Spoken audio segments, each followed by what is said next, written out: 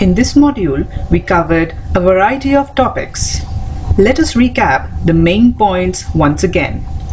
Initially, we learned how to move across data quickly by using Ctrl, Shift and arrow keys. This is very useful while working on a large set of data. After that, anchoring cells was explained with the help of an example on computing profitability margins, EBITDA, net profit, etc. Please note that you can freeze both rows and columns at the same time or only a column or row. This depends on the nature of task in hand. This is extensively used and we advise you to practice it by using more examples. Next, the topic of working around rows and columns was covered.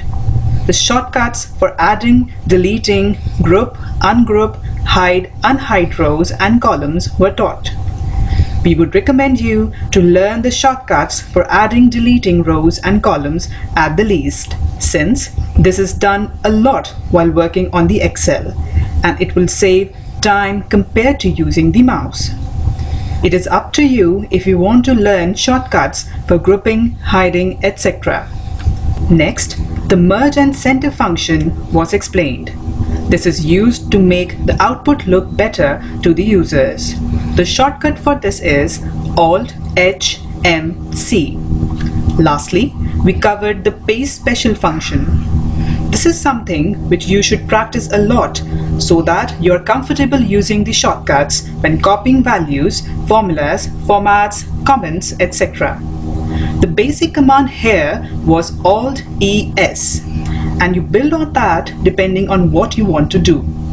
For example, to copy and paste a value from one cell, say E1 to E10, you will have to first copy the value in cell E1 using Ctrl-C, and then go to cell E10 and use Alt-ESV to paste the value. In case you wanted to copy the format, you can use the last letter as T, not V. We have seen many people dragging formulas, which is not the right thing to do.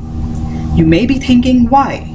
Because alongside the formula, the format will also be copied when using the mouse. That's a wrap up for this session. In the next module, we will learn basic and conditional formatting.